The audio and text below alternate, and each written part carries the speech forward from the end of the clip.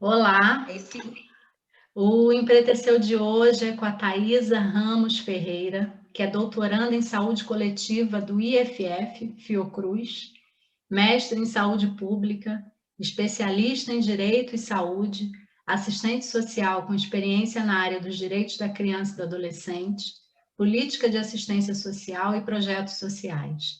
É também tutora, coordenadora de cursos de graduação, tutora presencial de cursos de graduação e pesquisadora do tema violência digital.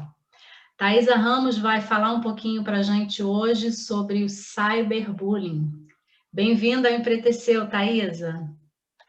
eu que agradeço, Margarete, pelo convite de estar participando dessa iniciativa tão potente que é o Empreteceu. Obrigada. Eu que te agradeço por ceder seu tempinho para passar por aqui, né? E eu já vou começar te pedindo para explicar para a gente o que é cyberbullying. Maravilha. Nós estamos falando de uma violência digital, né? Ou seja, uma violência que acontece na ambiência, que a gente chama de ambiência de sociabilidade digital, através de atos de violência psicológica.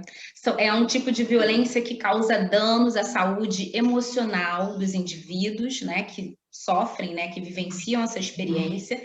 E é um tipo de prática que pode ocorrer em qualquer lugar, a qualquer momento, considerando esse contexto digital.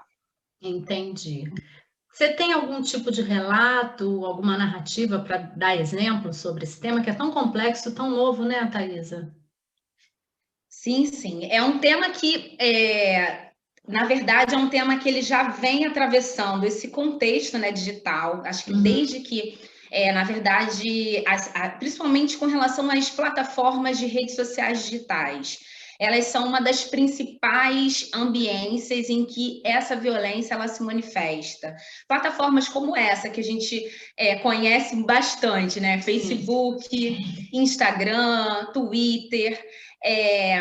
O cyberbullying ele também acontece, por exemplo, em ambientes digitais, de jogos online, né? Principalmente a partir desses aplicativos de comunicação entre jogadores.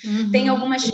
algumas práticas dentro de jogos online, como, por exemplo, roubo de benefícios, roubo de vidas, né? De algum personagem. Isso também pode se configurar como uma prática, né? Ou como uma dinâmica do cyberbullying. Então, postar algum conteúdo, né, de humilhação, de exposição, por exemplo, de uma pessoa, né? Quando a gente fala da exposição, por exemplo, da exposição íntima, a gente só pode dizer que é um cyberbullying, por exemplo, se essa exposição ela for feita por alguém que esse adolescente ele não teve uma experiência afetivo-sexual, por exemplo. Por que eu estou falando adolescente, Margarete? Porque boa parte dos estudos, né, tem mostrado que os adolescentes são os maiores acometidos e praticantes desse ato de violência. Também acontece entre crianças. E aí eu queria trazer um relato para você.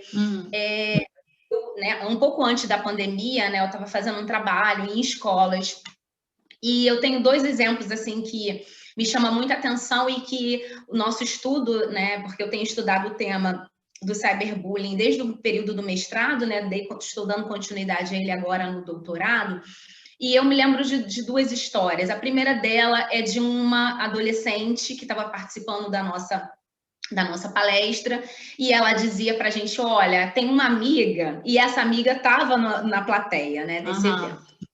Olha, tem uma amiga que as pessoas ficam humilhando ela só porque ela tem os padrões que não atendem à sociedade. Eu achei muito interessante a fala daquela criança. Ela deveria ter mais ou menos uns 11 anos. Uhum. E ela dizia assim, só porque ela é acima do peso, mas ela é linda assim mesmo. Ela não tem que ser igual a todo mundo. E eu aproveitei essa deixa para poder falar sobre essa questão, né? Que um dos motivos que levam uma criança ou um adolescente a sofrer essa violência é não estar dentro de padrões, né, de um padrão pré-determinado, principalmente quando a gente pensa em estereótipos, né, físicos, né, biotipos. Sim. A questão da racialidade também perpassa, né, atravessa a questão do cyberbullying. A gente já tem visto, né, no estudo que a gente tem feito com adolescentes do ensino médio, né, do segundo ano do ensino médio, a partir dos relatos dos adolescentes, tem aparecido a questão, né, do fato de um adolescente ser negro, ele pode ser vítima dessa violência, do cyberbullying, ou seja, o cyberbullying também está associado ao racismo. Uma outra experiência, né, que eu recebi recentemente foi um relato de uma mãezinha, ela falou assim, olha, ela falou, Thaisa, a minha filha está sofrendo cyberbullying no grupo de WhatsApp da escola. Nossa. E exatamente nesse mesmo caso tinha uma questão relacionada ao estereótipo dessa menina. Na verdade, ela estava sofrendo gordofobia, né, associada a porque ela tinha postado algumas fotos, é uma menina que ela quer ser Instagrammer, então, assim, ela faz vários vídeos, a família investe, por exemplo, nessas fotos produzidas, né, em estúdio, e aí, no meio, né, desse compartilhamento, surgiu uma conversa sobre uma postagem que ela tinha feito, e isso foi um motivo para que ela fosse humilhada. E assim, aí essa humilhação, né, chegou ao conhecimento dessa mãe, que tem acesso a esse grupo de WhatsApp. Enfim, foi uma questão bastante delicada, né, porque a gente estava falando de uma criança de 9 anos, e que quando a mãe foi defender a sua filha, naquela situação específica, ela foi mal interpretada, enfim. Então, a gente está falando de uma violência que ela tem um impacto muito significativo e um impacto que a gente pode dizer também que é sem precedentes na vida de quem sofre. Isso é muito sério, né? E é o que você falou. Os padrões estéticos, né? Eles movem a vida, né? Se você foge um pouquinho a esse padrão estético, você está exposto a uma série de violências. Isso é absurdo. E aí, a tua fala me fez lembrar de uma conversa, eu não lembro com quem, sobre essa coisa do bullying, né? E aí tem sempre aquele discurso, mas na nossa infância todo mundo tinha apelido, tinha isso, tinha aquilo, ninguém precisava de psicólogo e todo mundo sobreviveu. Eu lembro que eu tinha apelidos, né? Sempre fui muito magra, então era perna de palito, perna de saracura, nunca fiquei feliz com eles, sofri por eles, né? E assim, então já esse discurso de que todo mundo sobreviveu e não precisou de nada, para mim já cai por terra. Mas aí nessa conversa eu lembro que uma pessoa falou assim, mas na nossa infância isso parava no momento que a gente saía da escola, ou no momento que a gente deixava uma brincadeira, isso parava. Hoje, com a internet, com as redes sociais, com tanto equipamento tecnológico que crianças e adolescentes têm acesso, o bullying, e aí o cyberbullying não morre, ele não cessa, porque você tem acesso, os compartilhamentos acontecem 24 horas, né? Então é um bombardeio muito maciço dessa violência. E aí você já falou, né, de impactos na saúde e tal. Quais são os impactos, os danos e possíveis sequelas dessa violência? Porque é uma violência muito grande, né, Thaisa? Sim, sim, perfeita a sua colocação, e eu queria até falar sobre algumas dessas características que você traz, né, assim, porque eu já ouvi bastante essa fala, né, de assim, agora é tudo de compararem, por exemplo, o cyberbullying ao mimimi, porque, exatamente, né, gerações anteriores tiveram experiência de bullying na escola e conseguiram lidar com isso. Aí eu faço também a mesma pergunta que você, será que conseguiram mesmo lidar com isso? Será que isso não trouxe impacto nas suas relações sociais, na vida adulta ou na adolescência, na própria adolescência em si?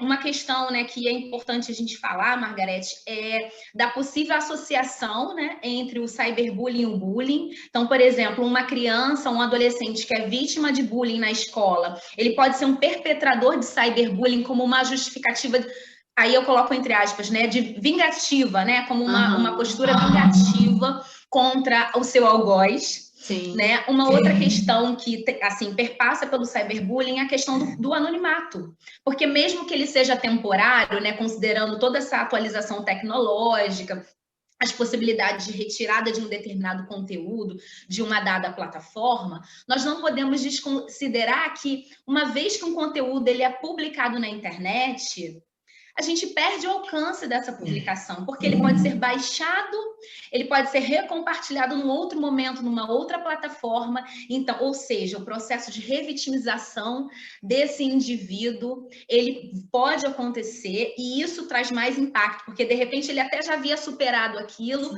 né? Já estava sabendo lidar com aquilo, e mais uma vez aquele assunto, aquela situação que trouxe sofrimento para ele retorna.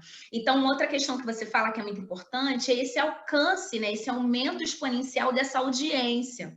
Porque é isso que você mesmo trouxe, falou muito bem. Quando a gente está na escola, a audiência é aquela limitada, né? Então, assim, às vezes o bullying ele acontece dentro do banheiro da escola, entre aquele que é o agressor e a vítima somente. Às vezes, outras pessoas não sabem. Pode acontecer entre um determinado grupo. Então, fica restrito àquela pequena audiência. Quando a gente vai para a internet, a arena, os espectadores vão além de pessoas que conhecem diretamente aquele indivíduo que sofreu aquela violência, ou até mesmo que compactuou ou que foi o perpetrador. Até aquele que compartilha o conteúdo, ele perde o alcance, porque outras pessoas vão compartilhar, vão curtir.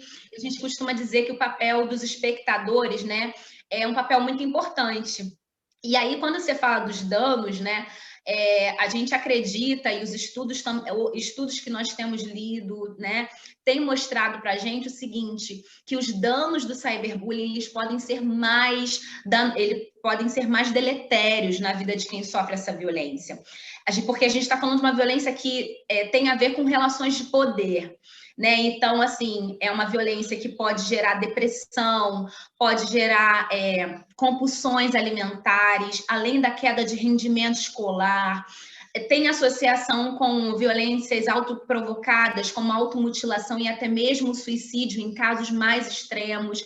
Então, assim, nós não podemos limitar qual é a potência danosa do cyberbullying. Por isso que eu não gosto muito, e assim, me incomoda muito quando as pessoas falam assim, isso é mimimi, é a geração do mimimi, né? Quando, inclusive, associando a essas violências que acontecem na internet. Não é mimimi, causa sofrimento, causa constrangimento. Muitas das vezes tem alunos que mudam de escola, às vezes a família muda de cidade para tentar trazer um alívio, um certo alívio para aquele adolescente, né? Na pesquisa que a gente está fazendo agora, a gente teve um relato parecido com esse, assim, de adolescentes que sofreu violência online, que a família mudou de estado. Nossa. Ou melhor, mudou de cidade, retificando, né? Mudou de cidade, mas assim, se tá na internet e a pessoa pesquisa sobre aquela pessoa, aquele assunto pode voltar. Persegue, então, né? Exato. Então, é uma questão que vale a pena a gente refletir, né? Quando a gente ou naturaliza ou desconsidera o seu poder deletério, sabe?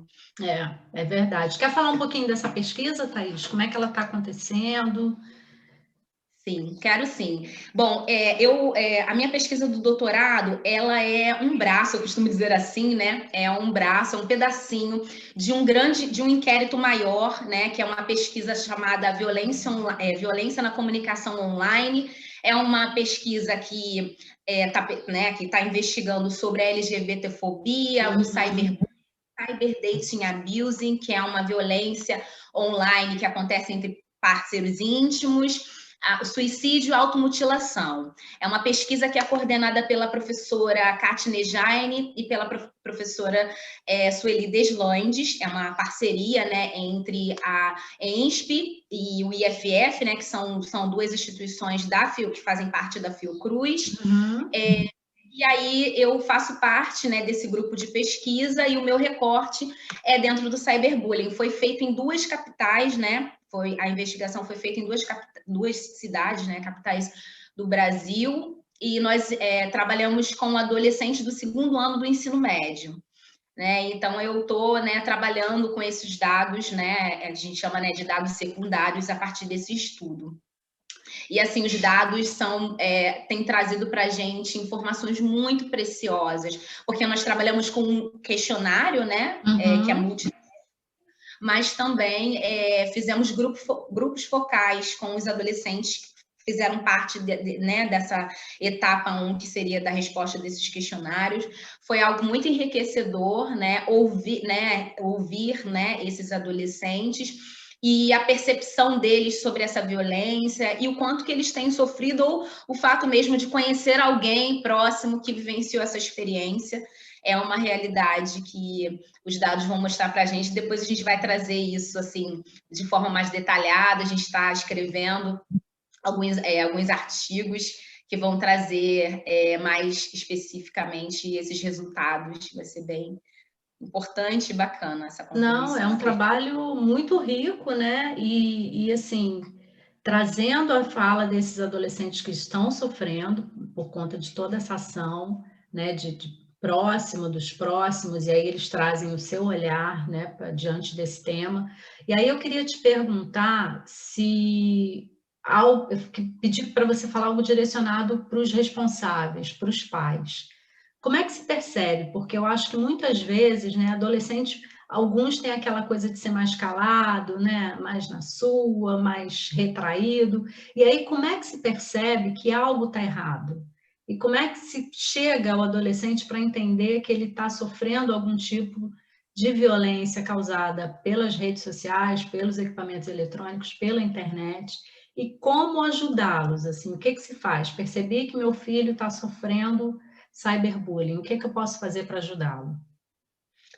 Maravilha. Você trouxe uma questão que ela é muito desafiadora, né? Primeiro, porque a gente precisa considerar, né, assim, não só as diferenças geracionais, né, entre pais e filhos, considerando, né, essa facilidade que esses adolescentes, sim, né, que esses que são considerados, né, os estudos falam, né, tem autores que chamam, né, dos nativos digitais, né, essa geração que conectada, né, sabendo, aí eu coloco sabendo entre aspas, né, porque o fato dele saber manusear uma tecnologia, né, um dispositivo eletrônico, não significa que ele tenha muita clareza sobre, por exemplo, riscos. Sim. Então, eu acho que é uma questão que é importante a gente pensar, né? Educação digital, ela não só para esses adolescentes, para essas crianças, mas para esses pais também. Porque não adianta a gente dizer assim, eles não são, os pais não são nativos digitais, somos imigrantes, porque não nascemos nessa geração.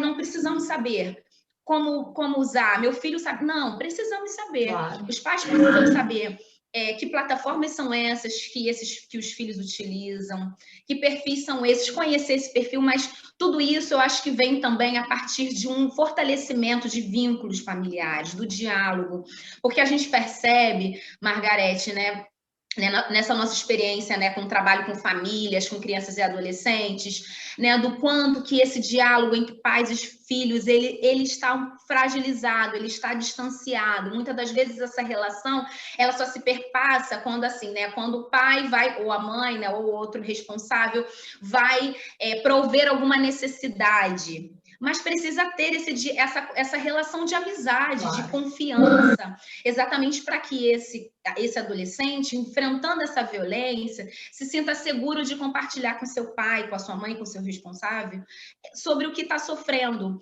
Os estudos têm mostrado que os adolescentes, os pais são um dos últimos a saberem quando eles vivenciam essa experiência. E o nosso estudo tem mostrado isso também, né? Que os dados mostram para a gente que os adolescentes preferem contar para um outro colega de sua confiança, um amigo. Alguns vão preferir, por exemplo, contar até para um professor que seja da sua confiança, mas os pais são os últimos a saber. Assim, e isso não tem só a ver com a violência online, tem a ver com uma série de outras questões que perpassam esse universo, né, da infância, da adolescência. Então, isso mostra para a gente o quanto que ainda assim, por mais que a gente tenha pais que tenham um bom relacionamento com seus filhos, essa relação ainda é muito empobrecida, né, de diálogo. Eu acho que é fortalecer afeto, querer saber quais são os interesses, né, quem seus filhos seguem, quais são, porque hoje você pergunta para os adolescentes, eles querem ser Instagrammers, sim, né, querem ser YouTubers. Quem são os YouTubers que os filhos, que esses adolescentes estão, né, querendo seguir, querendo se parecer? Isso é muito importante. Quais são os jogos que eles jogam? Então, isso também pode ser um fator de proteção, fortalecimento de vínculo. Então, assim, se esse pai, se essa mãe teve o conhecimento, né, de que esse adolescente vivenciou essa experiência, né? Então, assim, geralmente é uma violência que a gente também que ela atravessa o contexto né, escolar. Né? Então, assim, a gente tem uma legislação, né, no Brasil, a Lei de Intimidação Sistemática, que é uma lei de 2015, que ela vai prever que as escolas elas devem fazer ações de prevenção, de conscientização e devem comunicar atos de violência que aconteçam na escola. Então é importante considerar que essa lei ela também considera como intimidação sistemática o cyberbullying, além do bullying. Então, isso mostra para a gente que as escolas elas devem comunicar, não só para, por exemplo, para o próprio conselho tutelar, que é uma violência que acontece na escola, mas vai ter que comunicar a esses pais. Então, assim, eu acho que, né, falei da questão do fortalecimento de vínculo, dessa aproximação com a escola, né, de saber como o filho está na escola, porque às vezes o pai ou a mãe vai, assim, o filho deles é o perpetrador da violência. E é uma coisa que eu gosto muito de chamar a atenção, que aquele que pratica violência, ele pode estar vivenciando outras experiências de violência no contexto doméstico, na comunidade. Então, assim, é uma violência que acontece no digital, mas ela atravessa outras relações, inclusive de violência, né? Seja a violência verbal dentro do contexto familiar, né? Ou mesmo na escola, como a gente deu o exemplo do bullying. Então, perceber, por exemplo, se o filho gostava de acessar a internet e não está acessando mais, isso é um exemplo. Se ele, por exemplo, teve queda no rendimento escolar, então esses podem ser alguns sinais, mudanças alimentares. Então, são algumas algumas manifestações que precisamos ficar alerta, né? Então, assim, existem canais de denúncia, como, por exemplo, o denúncia.org, que é um canal da SaferNet Brasil. Ali, o adolescente que sofre essa violência, ele pode enviar essa denúncia se essa violência acontecer, por exemplo, em Facebook, em plataformas em que aquele link de acesso é de domínio público. Se essa violência acontecer num WhatsApp, por exemplo, ou um Telegram, esse canal de denúncia, ele não recebe esse tipo de comunicação. Aí, nesse caso, tem que acionar, por exemplo, uma delegacia de crime virtual, aí precisa ter prova material, né? Ou seja, baixar, né? Imprimir, né? Fazer o print dessa conteúdo depreciativo. A família pode fazer uma ata notorial em um cartório, e na dúvida, não sei o que é uma ata notorial, como é que faz isso? Pode, por exemplo, pedir o suporte de um advogado ou da própria Defensoria Pública, porque para poder encaminhar para crimes, para a delegacia de crimes virtuais, precisa ter a prova material. Assim como para encaminhar para o denuncie.org, tem que ter o link de um que seja de domínio público. Então, é importante ficarem atentos a isso. Tem casos que vão ser encaminhados, né, como abertura de processos, outros casos não são encaminhados para os órgãos competentes. Vai depender ali da natureza daquela informação que foi encaminhada, enfim, né, os órgãos competentes avaliam isso. Então, são algumas questões que a gente costuma, né, orientar a paz, né? Também pensar que as plataformas também têm suas responsabilidades, né, sobre esse acesso, né? Porque os adolescentes, as crianças, não deveriam, por exemplo, utilizar redes sociais conforme as próprias diretrizes de algumas dessas ferramentas, dessas plataformas, mas eles utilizam. E como que elas têm lidado com esse uso desses adolescentes, têm oferecido estratégias de prevenção, de orientação, isso é uma questão importante. Nossa, você trouxe tanta informação importante, Thaisa, a coisa da legislação, que eu nem imaginava que já tinha, né? Já tem alguns anos, né? Já tem legislação há alguns anos, você falou o ano da lei.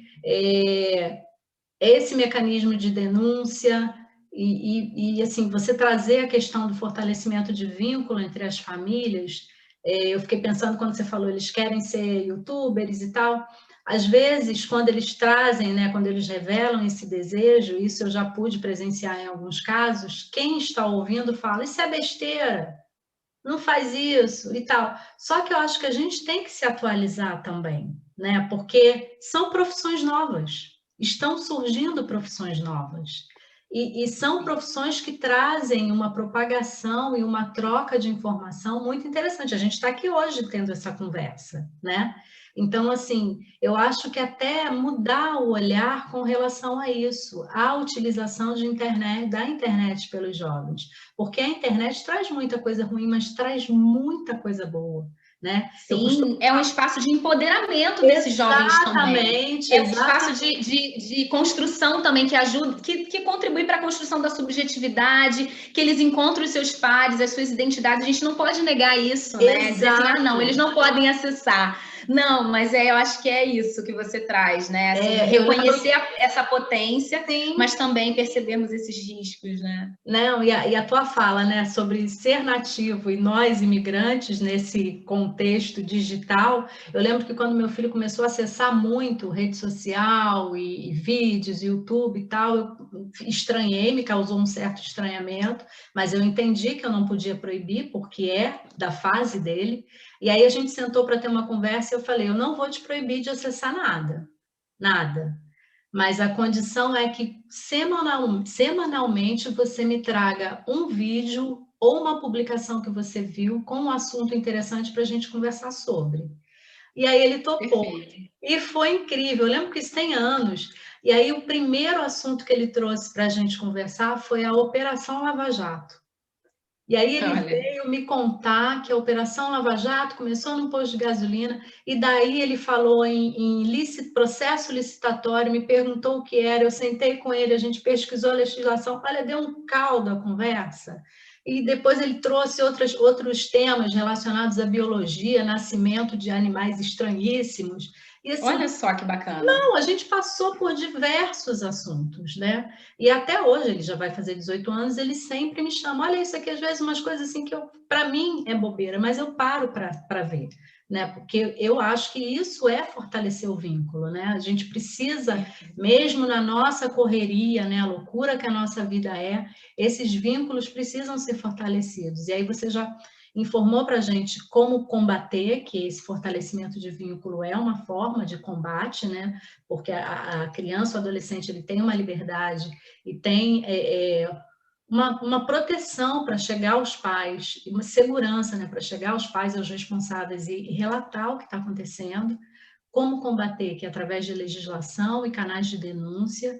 E aí eu queria te falar, queria que você falasse um pouquinho como é que está essa coisa da pandemia, cyberbullying, escolas, né? Grande parte delas ainda fechadas, então, já que a denúncia muitas vezes chega pelo professor, e aí não só do cyberbullying, mas também de outras violações contra a criança e adolescente, que eu tento entender como é que isso está funcionando, né? Porque o professor sempre foi uma pessoa muito próxima dos alunos, né? E potência mesmo de denúncia, e até estar atento à mudança de comportamento de um aluno ou outro. O professor é muito parceiro da família, né? Nessa coisa da criação. E com a pandemia, os jovens estão ficando mais tempo, né? Lá nas plataformas digitais, lá no WhatsApp, nas redes sociais, agora tem esse tal de Discord aí que eu estou tentando entender, ainda não entendi como é que isso funciona. Quando eu ligo o computador, toda hora tem uma notificação que Maurício deixa aqui acessado e eu não sei ainda o que é isso, tem plataformas novas surgindo. Como é que está essa questão do cyberbullying e pandemia? Então, eu acredito muito que nesse contexto da pandemia, né, além de outras violações, né, que foram potencializadas considerando esse contexto pandêmico, que sim, o cyberbullying ele se manteve nesse contexto, uma vez que as crianças e os adolescentes estão hiperconectados. E uma vez hiperconectados, né, nessas plataformas de redes sociais digitais, eles estão hipervulneráveis. Não só ao cyberbullying, mas outras formas de violência, como cybergrooming, né, que é esse assédio sexual, né, é a questão da tentativa de exploração sexual contra crianças na internet. E conteúdos expostos a conteúdos, por exemplo, perigosos, como as brincadeiras perigosas, entre outras questões. descortina também uma questão que é importante, porque o cyberbullying ele tem uma relação com questões, fatores econômicos. Então, uma vez que esses adolescentes, né, precisam abrir as suas câmeras para poder estar numa sala online, isso mostra as suas diferenças econômicas. Olha. Isso pode ser um motivo para que esse adolescente possa sofrer cyberbullying. Infelizmente.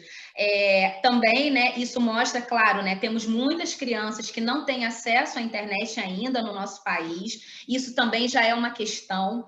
Tem um estudo, né, acho que da Unicef, se não me falha a memória, de 2020, falando que as crianças e adolescentes estão com medo de retornarem para as escolas por conta dos impactos do cyberbullying que sofreram no ambiente digital nesse momento de interação, né, com as suas turmas, né, a partir dessa questão das aulas estarem, né, remotas, e terem que apresentar para aqueles que estavam praticando essa violência, porque a gente não pode desconsiderar isso, que muitas das vezes aquele que sofre sabe quem é o perpetrador daquela violência. É alguém da turma, né? É alguém de outra turma, enfim, é alguém que ele conhece na maioria das vezes. Então, e às vezes não esconde a face, né? Então, é uma questão para a gente pensar, né?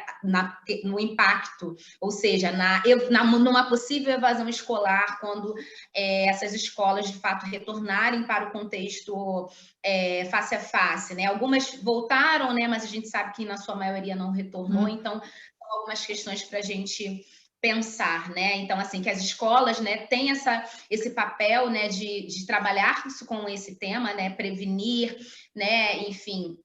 Eu acho que isso é uma questão muito importante, não só trabalhar esse tema com esses adolescentes, sejam os que praticaram, que vivenciaram a experiência, mas a comunidade escolar como um todo, mas também trazer esses responsáveis para esse tipo de discussão, falar sobre isso, né? Não tenho propriedade para falar sobre isso, levem profissionais que têm estudado e tenham trabalhado sobre isso, né? Existem várias iniciativas muito importantes para trabalhar, restaurar esses vínculos no contexto escolar, aumentar, né, ou contribuir para um aumento da empatia, né, do respeito, que são valores importantes que precisam ser fortalecidos. Perfeito. Thaís, a gente já está caminhando para o final. Olha como passa rápido quando o papo é bom. Passou rápido, verdade. Super assim, The Flash. E assim, essa coisa que você falou da volta para a escola, né?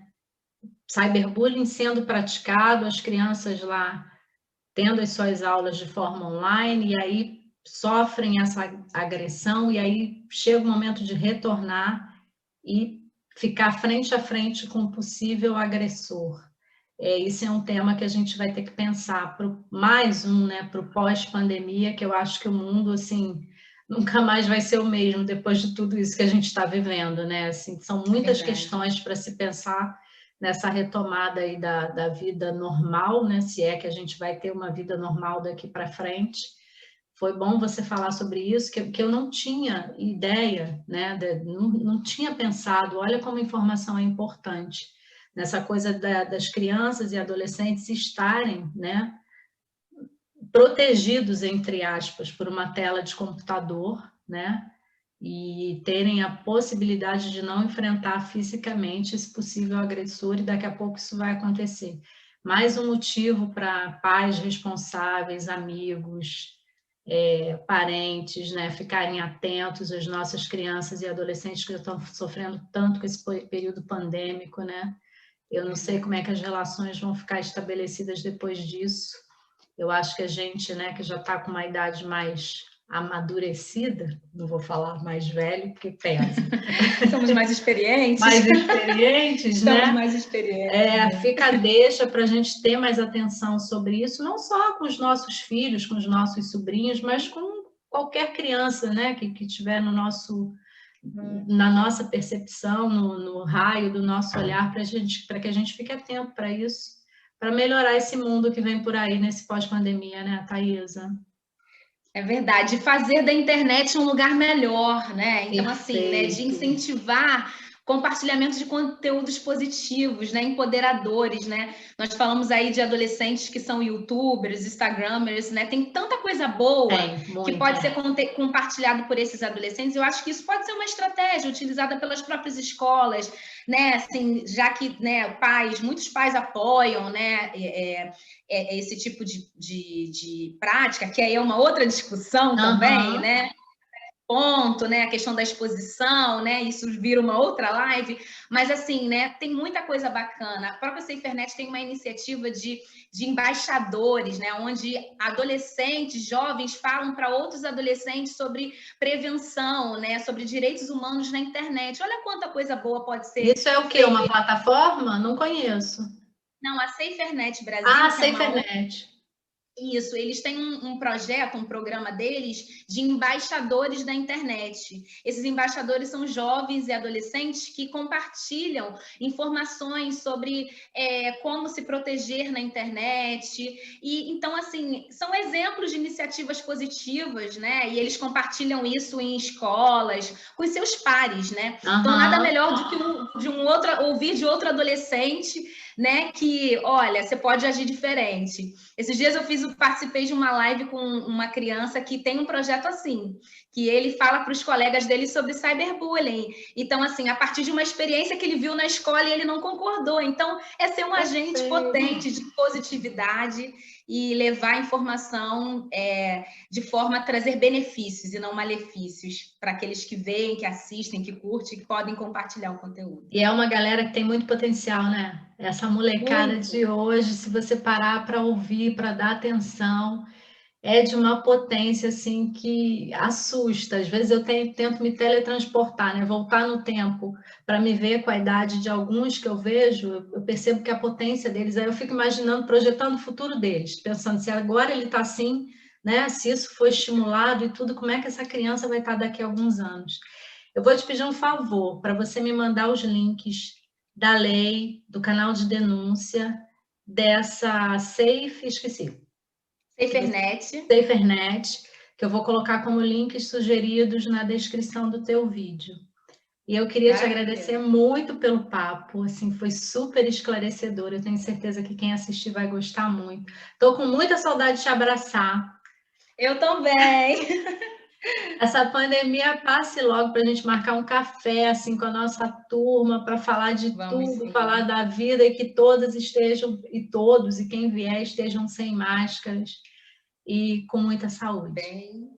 Obrigada, Thaisa, por ter passado por aqui. Obrigada, Margarete. Sucesso para o Empeteceu. Sucesso para a gente. Beijo grande. Tchau. Beijo, tchau, tchau. Tchau, tchau, pessoal.